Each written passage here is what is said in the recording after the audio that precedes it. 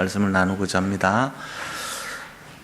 이번 주에 저희가 강단을 통해서 나눈 말씀이 이제 그 열처녀에 대한 비유를 나누면서 우리가 그런즉 깨어 있으라 이렇게 말씀을 제목을 잡고 말씀을 나누었습니다. 거기서 중요한 요점이 기름이 준비된 인생을 살아라는 거였어요. 그 기름이란 게 뭔지를 우리가 알아야 되는데, 기름이라고 하는 것은 바로 믿음의 본질을 말하는 것이고 그리스도에 대한 부분이고 복음을 기름이라고 보는 거야. 그러니까 믿음과 복음, 이거를 기름으로 볼 수 있죠. 등불이라고 하는 것은 우리가 신앙생활을 하는데 갖춰야 될 어떤 요소를 말합니다. 뭐 등불의 부분에 대해서 우리는 이제 사모늘이라고 하는 것을 등불이라고 볼 수도 있어요. 또 예배라는 것도 등불의 하나로 볼 수 있죠. 등이라고 하는 거는 하드웨어적인 그런 요소를 말해요. 그러니까 이게 신앙의 형식을 말하는 거죠. 우리 인간이 살아가는데 필요한 하드웨어가 뭐죠? 그런 것은 바로 하늘의 별과 달과 해와 우주와 하늘과 공기와 땅과 나무와 풀과 이런 것이 하드웨어예요. 인간이 살아가는데 필요한 요소죠. 그런 것이 없으면 우리는 살 수가 없어요. 그런데 그 하드웨어가 있다 해서 우리가 모든 것이 되는 것이 아니죠. 중요한 것은 그 안에서 이것을 바라보고 생활하고 움직이고 하는 근본이 있는 거예요. 그게 바로 기름인 것입니다. 그게 바로 주인공이고 핵심인데 그게 누구냐? 사람이에요. 이 모든 창조된 내용의 주인공이 누구냐는 거예요. 그게 바로 인간이거든요. 그래서 인간을 하나님의 형상을 본받아서 주인공으로 삼으셨어요. 이 모든 것을 다스리라고 하는 거야. 그래서 우리는 그 하드웨어적인 이 우주를 바라보면서 내가 생활을 하고 있는 겁니다, 지금.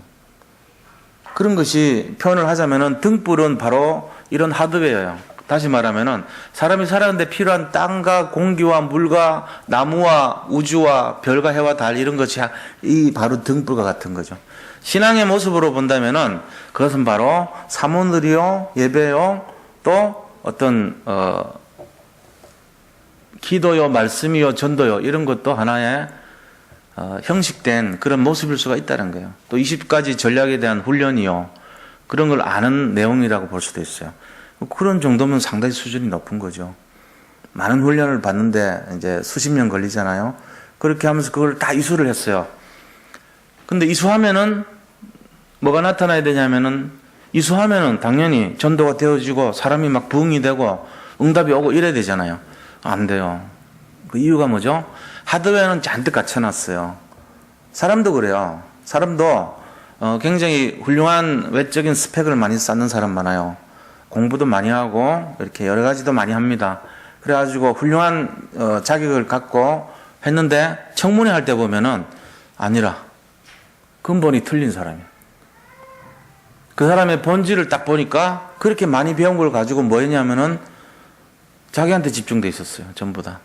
뭐 좀 이렇게 유익이 된다 그런 쪽으로 가고 먹는 데 치중하고 다른 사람을 생각하는 것이 별로 없고 사람을 살리는 쪽이 아니고 그런 쪽으로 살았던 거예요. 이런 모습이란 말이에요. 그러니까 우리가 스펙 쌓는다 해가지고 그 사람이 인격이고 그 사람의 본질이고 이게 아니에요. 그럼 이게 오히려 없어도 자기가 배운 것이 없고 갖춘 것이 없어요. 그냥 합숙반 달랑 갔다 왔어요. 아무것도 한 것이 없어. 일체 합숙 다녀온 게 전부예요. 훈련은. 그리고 그냥 다른 거 한 것이 없고 예배만 달랑 드리는 거예요. 그런데 그 사람이 가는 곳에 사람이 살아나요. 그 사람이 가는 곳이 현장이 변화가 돼요. 자꾸 뭔가 회복이 돼요. 왜 그러죠? 기름이 있기 때문에 그래요. 그 기름을 뭘로 볼 수 있습니까? 정말로 오직 그리스도를 향한 믿음과 주님의 함께하는 이 임마누엘을 누리는 상태를 기름이라 볼 수 있는 거죠. 그 사람은 아무것도 없어요. 오직 믿음밖에 없는 거예요. 나는 진실로 사람을 사랑하는 마음하고 믿음 이것밖에 없다. 내가 갖고 있는 건 너무나 초라하고 보잘것 없다고 하는데 최고의 것을 갖고 있는 거예요. 제가 그거를 얘기한 거예요. 그래서 그거 갖고 있는 사람은 슬기로운 사람이고 그거를 놓친 사람은 미련한 사람이라는 거예요. 우리가 제일 치중해야 되고 잡아야 될 내용이 뭐냐? 사실은 이 본질을 잡은 사람이 돼야 됩니다. 본질 잡는 사람이 가면은 현장이 변화됩니다. 그걸 우리가 이렇게 하면 되지 않을까 해가지고 자꾸 이렇게 하드웨어를 자꾸 이렇게 강조하는데 그거 강조하면은 좀 솔직한 얘기로 본질 놓치고 그거 강조하면 이상하게 돼버려요. 근데 본질이 됐어, 준비가. 정말로 근본이 준비가 됐는데 거기다가 금상첨화라는 말이 있잖아요. 이 딱 나머지 등불같이 화려해요. 그럼 그 사람은 진짜 제대로 된 사람이죠. 이분이 하는 거는 오직 그리스도 믿고 막 사람 살리고 오직 복음 막 그거밖에 없는데 거기다가 훈련도 막 받았어요. 영적인 분별력도 있어요. 그리고 막 이 전체를 봐는 눈이 있어요. 이게 딱 지혜가 있어요. 규모가 있어요. 이러면 더할 나위 없죠. 근데 이제 뭐가 중요하냐고 얘기를 한다면 외적인 그런 것보다는 진짜 믿느냐 이게 더 중요하다는 거죠. 그럴 수 있거든요. 이스라엘 역사에 대해서 깨뚫러 가지고 강의를 하는 사람도 있습니다. 외국의 모든 그런 서양 중심은요, 역사는 전부 다 기독교 중심 아닙니까? 외국 문화는 전부 기독교 문화거든요. 그걸 가르치는 교수님 보면요, 기독교 문화에 대해서 굉장히 막 박식해요. 우리보다 훨씬 더 신학자들보다도 더 세세하게 알 수 있는 자료를 갖고 공부를 많이 했어요. 근데 물어봤다고. 교회 다니시냐고요. 어느 교회 다니세요? 자기는 무신론자래요. 지금 말하는 게 그런 거란 말이에요. 굉장히 많은 걸 알고 있어요. 굉장히 많은 거를 깊이 있게 알고 있어요. 근데 가장 중요한 기름이 없다니까요. 믿지를 않아요. 자기는 믿지 않는다는 거예요. 근데 왜 합니까? 이거는 공부를 하기 위해서 했던 거예요. 공부 지식적인 거였다면서. 믿음과는 전혀 관계없는 거예요. 자기는 믿지는 않지만 그 역사적인 사실을 가르칠 수 있어요. 이제 이런 식이 돼버린다고요. 잘못한 무리가.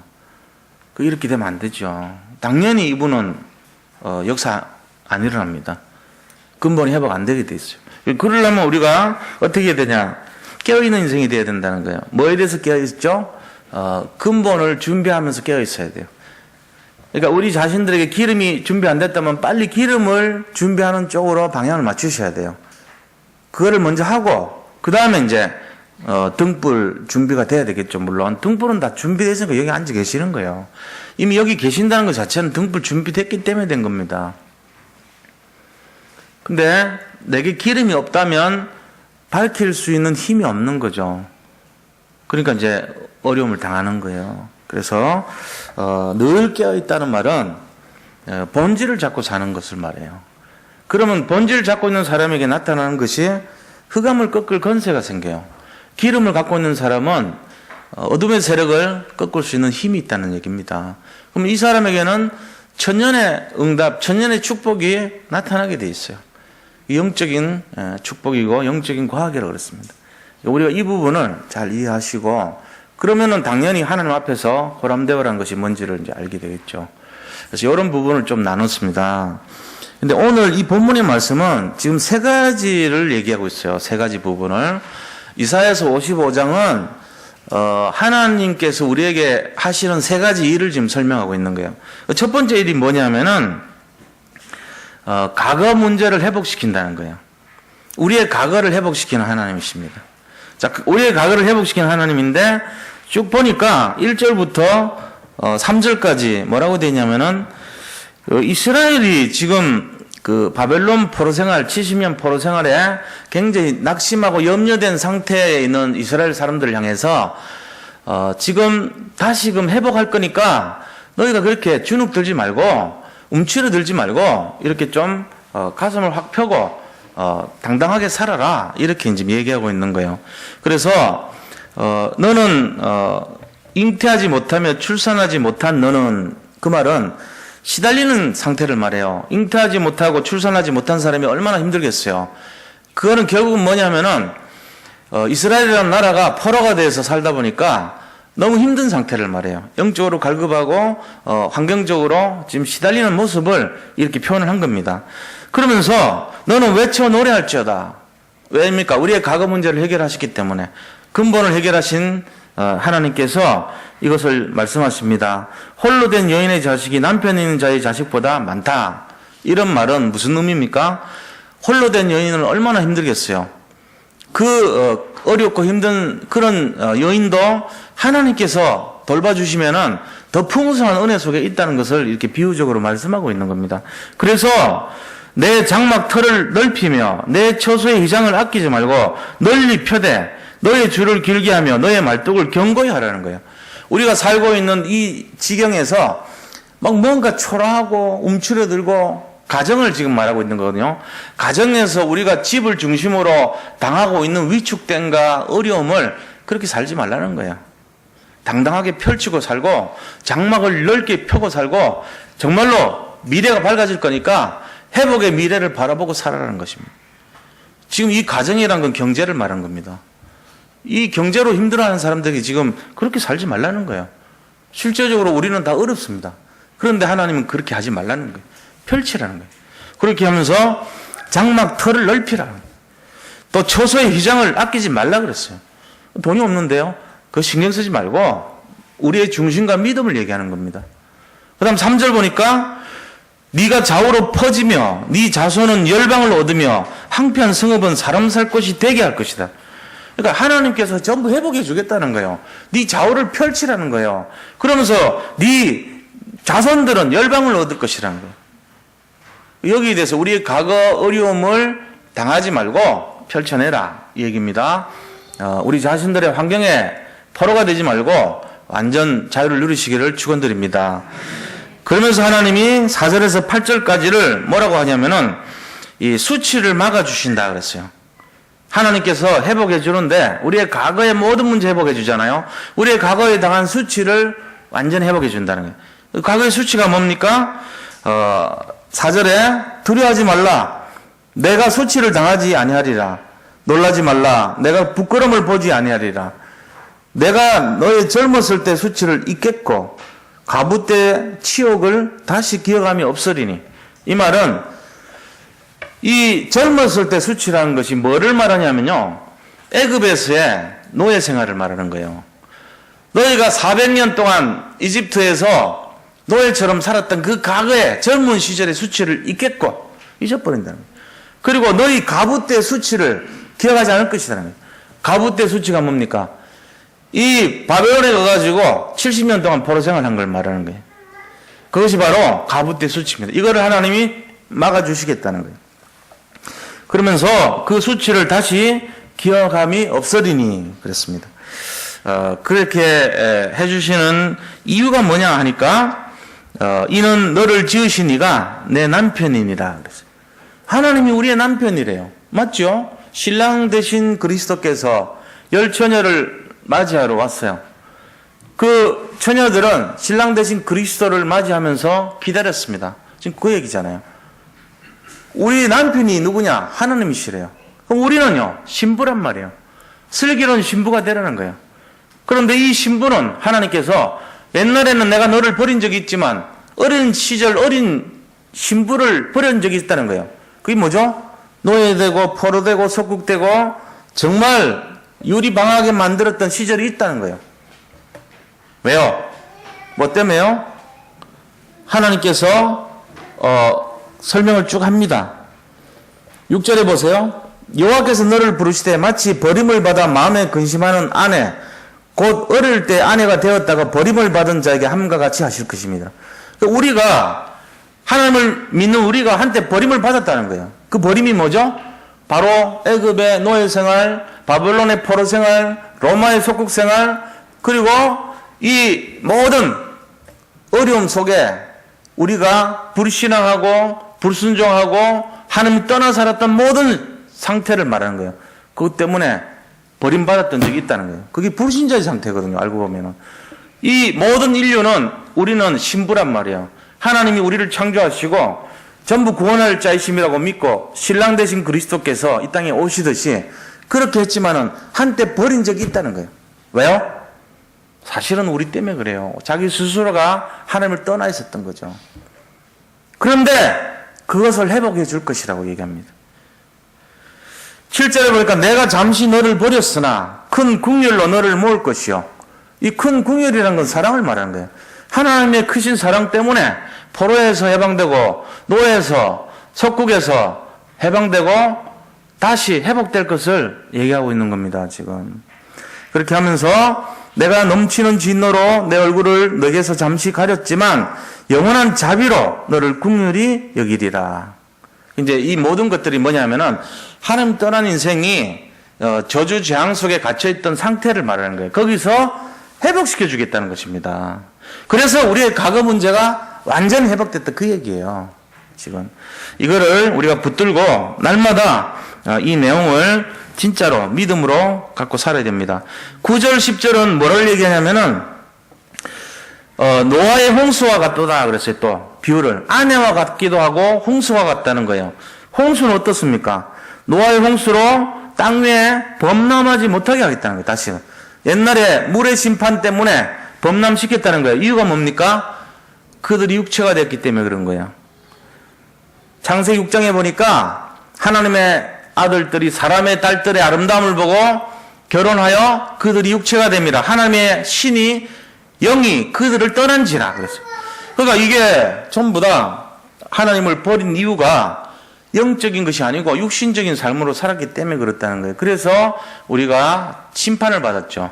근데 이제는 다시는 그렇게 하지 않다는 거예요. 그래서 맹세한 것 같이 내가 내게 노하지 아니하며 너를 책망하지 아니하기로 맹세하였노니 그랬습니다. 하나님께서 산들이 떠나고 언덕은 옮겨질지라도 나의 자비는 내게서 떠나지 아니하며 나의 화평의 언약은 흔들리지 아니하리라. 그 이제 이게 우리가 분명히 이제 여기서 잡아야 될 게, 우리의 과거 문제가 다 끝났구나.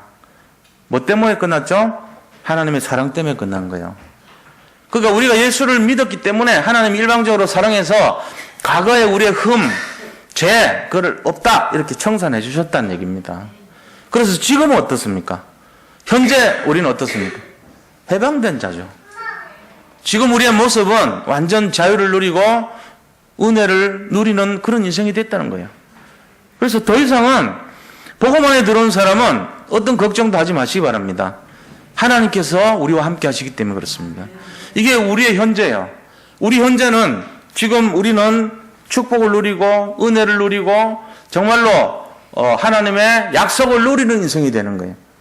그러니까 우리 지금 상태는 무슨 상태냐면은 해방된 자고, 그 다음에 노예 생활로부터 벗어난 자고, 다시는 저주와 재앙이 들어올 수 없는 자요, 또 우리에게 갇혔던 모든 재앙으로부터 완전히 벗어난 그런 존재라는 것입니다. 그래서 우리 이름을 뭐라 그러죠? 우리 이름을 에클레시아라고 그럽니다. 그 우리 현재의 모습이에요. 우리 현재 신분이 에클레시아예요. 에클레시아 뜻이 뭡니까? 에클레시아 뜻은요, 저쪽에서 이쪽으로 빠져나온 자의 뜻이에요. 저쪽은 뭐고 이쪽은 뭐죠?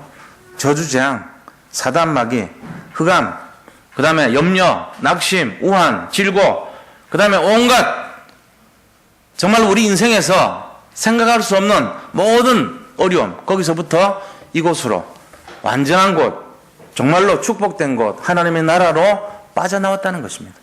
이게 바로 에클레시아예요. 이게 현재 우리 모습이에요. 하나님은 이거를 우리에게 말씀하고 있는 겁니다. 자, 그럼 세 번째, 미래에 대한 축복입니다. 오늘 이게 과거와 현재 미래 세 가지를 다 해결하신 하나님이란 말이에요. 모든 문제를 회복하신 하나님이잖아요. 과거 문제 해결해주고 현재 문제 해결해서 에클레시아로 만들어주고 미래 문제를 축복해줍니다. 어떻게 축복해줍니까? 미래에 대한 축복은요, 11절부터 나옵니다. 11절 12절 보세요. 너 공고하며 강풍에 요동하며 아내를 받지 못한 자여. 이게 우리 과거 모습이었어요. 근데 내가 화려한 채색으로 내 돌 사이에 더하며 청옥으로 내 기초를 쌓으며 홍보석으로 성벽을 지으며 성류석으로 성문을 만들고 내 지경을 보석으로 꾸밀 것이다. 우리의 미래가 어떻게 돼요? 보석 같은 그런 미래라는 거예요. 우리가 살고 있는 터가 옛날에는 좁고 가정 경제가 힘들고 정말 재앙 속에 갇혀 있고 포로와 같은 생활이고 너무 암담했는데 우리의 미래는요, 보석으로 채운 것처럼 하나님이 모든 것을 꾸며주고 모든 것을 화려하게 해주고 응답해 주실 것이라는 얘기입니다. 이게 약속이에요. 그 예수 믿는 축복이 뭐냐? 바로 이거거든요. 우리의 미래에 대한 부분이 이렇게 바뀐다는 것입니다. 그렇게 하면서 13절에 그것뿐만 아니죠. 내 모든 자녀는 그랬어요. 후대에 대한 축복이에요. 렘넌트에 대한. 우리뿐만 아니라 우리의 후손에 대한 축복입니다. 이게 중요하거든요. 그래서 내 모든 자녀는 어떻게 돼요? 여호와의 교훈을 받을 것이니 하나님의 이 언약을 잡는 자녀들이 된다는 거예요. 그래서 내 자녀에게 큰 평안이 있을 것이며 우리의 후손들이 언약을 잡고 큰 평안을 누리는 인생이 된다는 것입니다. 이게 지금 세상 사람들 모습과는 완전히 바뀌어요. 지금 우리 렘넌트들 시달리는 인생으로 살 수밖에 없어요. 태어나면서부터 죽을 때까지 모든 가정이 시달리게끔 돼 있어요. 한번 증거를 들어보세요. 입학하면서부터 아이들이 학교 가기 싫어하는 시스템으로 돼 있다니까요.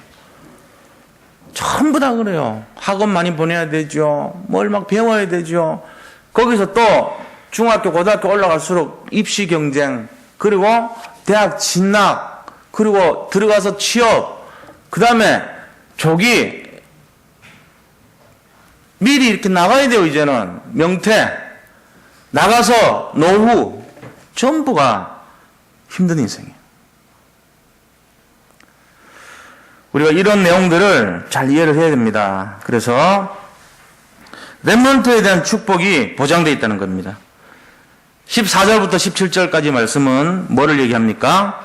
보라, 그들이 분쟁을 일으킬지라도 나로 말미암지 아니한 것이니 누구든지 너와 분쟁을 일으키는 자는 너 때문에 패망할 것이다. 사단 마귀가, 바벨론과 블레셋이, 또 저 아수르가, 저 애굽이 너를 쳐들어온다 할지라도 나와 함께한 너 때문에 그 나라들이 전부 패망할 것이라는 거예요. 왜 그렇습니까? 보호하시는 하나님을 말하고 있는 거예요. 하나님 우리를 보호하시기 때문에 그렇습니다. 우리와 함께 하시기 때문에. 이거를 약속하고 있는 거예요. 그래서 외부의 적으로부터 완전한 보호를 약속하고 있는 것입니다. 자, 그래서 결론적으로 우리가 이 전체를 볼 때 이 말씀은 어떻게 됐습니까? 과거, 현재, 미래. 하나님 약속을 하셨지만 우리가 전체를 볼 때 역사적으로 또 성경적인 내용으로 볼 때 성취됐어요, 말씀이. 고레스로부터 그리스도까지 이 말씀이 그대로 성취됩니다. 우리를 해방시켜 주시고 보호해 주시고 지금도 함께 하시고 있어요. 이걸 우리가 잡아야 돼요. 그래서 위로의 하나님, 회복의 하나님, 축복의 하나님, 보호하시는 하나님, 천년의 응답을 주시는 하나님 속에 살아야 되는 것입니다. 이게 우리의 잡아야 될 내용들입니다. 그리고 우리가 해야 될 사명이 있어요. 결론적으로 이 언약을 주변에 있는 사람들에게 전달해 줘야 되는 것입니다. 이 내용을 가지고 반드시 승리할 수 있기를 원합니다. 오늘 모든 성도님들이 이 말씀 속에서 최고로 승리하기를 축원드립니다. 우리 받은 말씀 잡고 잠깐 기도하고 오늘 제가 지금 좀 몸이 안 좋아요. 바로 좀 기도했으면 좋겠습니다. 기도하겠습니다. 하나님 감사합니다. 오늘 이 시간 주의 성령으로 역사해 주시옵시고 인도하여 주옵소서. 정말 하나님께서 함께 하시고 인도하셔서 최고의 응답을 누리는 삶이 되게 역사하여 주옵소서.